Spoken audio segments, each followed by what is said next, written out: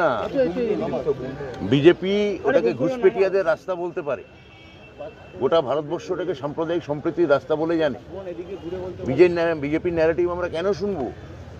ওই রাস্তা সুভাষচন্দ্রের নেতৃত্বে তিন ধর্মের তিন মেজর জেনারেল আজাদ হিন্দ ফৌজের, হিন্দু প্রেম কুমার সাইগল, মুসলিম শাহনওয়াজ খান এবং একজন শেখ গুরুবক্স সিং ধিলন, এই তিনজনের রাস্তা ওটা। বিজেপি ওটাকে রোহিঙ্গাদের রাস্তা বলে দাগিয়ে দিতে চাইলে আমরা মেনে নেব? যেটা অভিষেক বন্দ্যোপাধ্যায় বলেছেন, মিজোরাম, অরুণাচল, আসাম এবং ত্রিপুরা, এই চারটে কেন এসআইআর হচ্ছে না? হঠাৎ বাংলাকেই টার্গেট করা হচ্ছে কেন? লক্ষ্য করে দেখবেন ওই আজাদ হিন্দ ফৌজের ওই তিনজন মেজর জেনারেলকে, অর্থাৎ প্রেম কুমার সাইগল, শাহনাজ খান এবং গুরুবক্স সিং ধিলোকে তৎকালীন ভারত সরকার ঘুষপেটিয়া বলেছিল, অ্যারেস্ট করেছিল। এবং বিজেপি তখন স্বাধীনতা সংগ্রামী ছিল না, আজাদ হিন্দ ফৌজের সঙ্গেও ছিল না। এত কথা বাদ দিন, সারা ভারতবর্ষে এসআইআর করাচ্ছে। বিজেপি অধ্যুষিত দিল্লি বিশ্ববিদ্যালয়, ওই লেবুতলার সারাচ্ছাপ গুন্ডাদের গিয়ে জিজ্ঞেস করুন যে দিল্লি বিশ্ববিদ্যালয় বিজেপি অধ্যুষিত, সেখানে দুজন রোহিঙ্গা কবি, তাদের কাব্য এবং জীবনকৃতি পড়ানো হচ্ছে কেন? হ্যাঁ, সৈয়দ আলাউল্লাহ দৌলত কাজীর লেখা লোর চন্দ্রানী আর পদ্মাবতী কাব্য পাটনা এসআইআর করছেন। বিহারে পাটনা ইউনিভার্সিটি রোহিঙ্গা কবিদের কবিতা পড়াচ্ছে কেন? রোহিঙ্গা শব্দটা কোত্থেকে এসছে? রোসাং থেকে, ওই রাখাইন প্রদেশ বার্মার। তা তাদের কবির কবিতা আপনি এসআইআর করছেন আর রোহিঙ্গা খুঁজছেন? বিহারে এই এসআইআর করে কজন ফরেনার বেরিয়েছে? 300 জন মাত্র, এবং তার মধ্যে হিন্দু সংখ্যা বেশি। তাহলে এই যে বাঙালি বাঙালি বাঙালি বাঙালি বাঙালি রোহিঙ্গা বাঙালি রোহিঙ্গা বলে দাগিয়ে দিচ্ছেন, ভুবনেশ্বরে মারছেন, দিল্লিতে মারছেন, বাংলা ভাষা শুনলেই ঝাঁপিয়ে পড়ছেন। তা এইসব সড়কছাপ গুন্ডাদের কথায় আমি আর পাল্টা কি প্রতিক্রিয়া দেবো? আমি খালি বলুন, ওদের গিয়ে জিজ্ঞেস করুন আলাউলের কবিতা পড়াচ্ছেন কেন? অবশ্য আলাউল শুনে বললো কি এলো চাল, কি আর এলো চাল না কি হয়েছে, আলু ভাত জানেও না। তাই রোহিঙ্গা কবি, এদের কবিতা এখনো দিল্লি বিশ্ববিদ্যালয়ে পড়ায় কেন? কত সহজ একটা কালচারাল যোগাযোগ, কত সহজে ছিন্ন করা যায়। ওখানে শরৎচন্দ্র চাকরি করতেন, ওই পথে শরৎচন্দ্র এসছেন, ওই পথে ওইখানে শিশির ভাদুরী বাবা চাকরি করতেন, ওই ওই ওই ওই ওই ওই পথ দিয়ে উনিও এসছেন। তা ওটা বিজেপির কাছে পথটা হচ্ছে ঘুষপেটিয়াদের পথ, আমাদের কাছে ওই পথটা হচ্ছে সাম্প্রদায়িক সম্প্রীতির পথ। তবু আসামে আমি সোনার বাংলা তোমায় ভালোবাসি এটা গাওয়ার জন্য মামলা, রাষ্ট্রদ্রোহের মামলা। আরে আমার সোনার বাংলা আমি তোমায় ভালোবাসি, এই কথাটা, এই গানটা তো কিছুদিন আগে মাননীয় প্রধানমন্ত্রী এসে বাংলায় গিয়েছে। তবে এসে সোনার বলেননি, সোনার বাংলা বলেছে, অন্য কথা, কিন্তু ওই গানটাই তো মিন করেছে।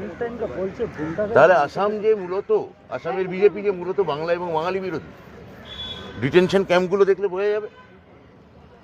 প্রায় 13 লাখ বাঙালি আছে, বাঙালিদের বেছে বেছে টার্গেট করা হচ্ছে।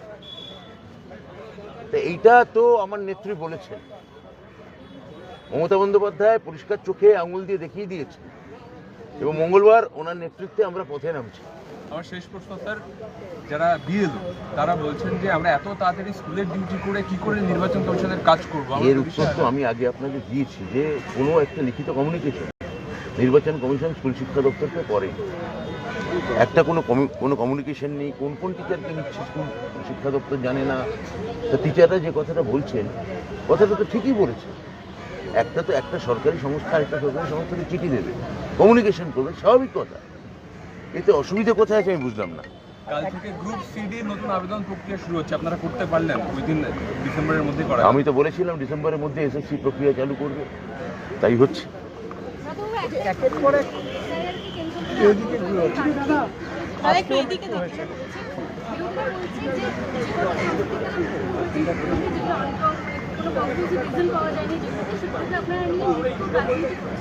এবং বিজেপির অভিযোগ যে এটা বন্ধ করছেন না, রাজনীতি হবে।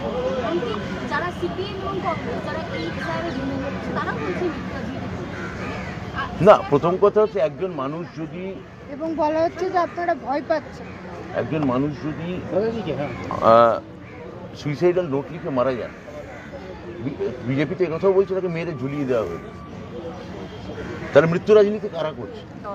কোনো মানুষ সম্পর্কে কোনো যদি সিম্প্যাথি থাকে, কোনো মানুষের আত্মহত্যার পর এই কথা বলা যায় যে মেরে ঝুলিয়ে দেওয়া হয়েছে? মানুষ সম্পর্কে কোনো সহানুভূতি বা কিছু নেই। এখানে মমতা ব্যানার্জি যতদিন আছেন এসআইআর নিয়ে আমাদের আন্দোলন হবে এবং বিজেপি খুব ভালো করে জানে যে এসআইআর করে কিছু করতে পারবে না, কিন্তু দেখা যাচ্ছে যে সমস্ত হিন্দু বাড়ির ছেলে মেয়েরাই মরছে। তাহলে শরণার্থীরা, বিজেপির ভাষায় কোট আন কোট অনুপ্রবেশকারী নয়, কোট আন কোট শরণার্থীরা যদি ক্রমাগত আত্মহত্যা করতে থাকে, আমি মতুয়া ভাই বোনদের বলবো যে এখনো সময় আছে, আপনারা সতর্ক হন, নইলে আমরা যেটা আশঙ্কা করছি প্রায় 70 লাখ থেকে 1 কোটি ভোটার এরা ন্যায্য বৈধ ভোটার বাদ দিয়ে দিতে পারে। আমরা মমতা ব্যানার্জির নেতৃত্বে, অভিষেক বন্দ্যোপাধ্যায়ের সেনাপতিত্বে এই আন্দোলন আমরা এসআইআর বিরোধী, মানবতা বিরোধী আন্দোলন আমরা চালিয়ে যাব। স্যার, আরও একটা যেটা বিষয় সেটা হচ্ছে যে বেদিয়াপাড়ার আহত রঞ্জিত কর্মকার তিনি হাসপাতালের বেডে শুয়ে অভিযোগ করছেন যে কাউন্সিলর নিজে এসে তাকে টাকা দিয়েছিলেন, 5,000 টাকা তাকে দেওয়া হয়েছিল। কাউন্সিলর নির্ময় দাসের বিরুদ্ধে এই অভিযোগ। এটা তো কাউন্সিলরকে জিজ্ঞেস করতে হবে, আমি খালি বলতে পারি ওই রঞ্জিত দাস যা হতো তার আমি খোঁজ নিয়েছি, পুলিশি ব্যবস্থা নিতে আমি বলেছি, অ্যারেস্ট হয়েছে। এখানে কোনো রাজনৈতিক কোনো পক্ষ নিয়ে বা কোনো বেদিয়াপাড়ায় বা কোথাও যেখানেই হোক না কেন কেউ কোনো রাজনৈতিক লোক কিছু করতে পারবেন না। আমি এখনও মনে করি ওটা পাড়ার ছেলেদের ঝামেলা, কিন্তু যে ঝামেলে হোক তার ফলাফলটা খুব খারাপ হয়েছে এবং রাজনৈতিক কোনো মদত বা প্রশ্রয় এখানে দেওয়া হবে না। সবথেকে বড় কথা, পুলিশ অলরেডি 3 জনকে অ্যারেস্ট করেছে, ফলে এরপর আর কোনো কথা থাকতে পারে বলে মনে করি না। অনস্টিজ্ঞা যখন ভিডিওর যখন টেবিলের মধ্যে চাপ্পড় মারছে তখন সেক্ষেত্রে দিলীপ ঘোষ বলছেন যে গালে থাপ্পড় মারা উচিত ছিল না। বিজেপি তো এরকম চর থাপ্পড় মারামারি এই সংস্কৃতিতে বিশ্বাস করে, এগুলো আমি উত্তর দিয়ে কী করবো? আপনি একটা বক্তব্যে বললেন যে বামপন্থীদের এবার পক্ষ নেওয়ার সময় এসেছে। না, এসআইআর নিয়ে বামপন্থীরা যে কীভাবে কী করছে বা না করছে সেটা একটু বুঝে নিই, তাহলে এটা নিয়ে আরও বিস্তারিত বলবো। বলছিলেন যে সবাই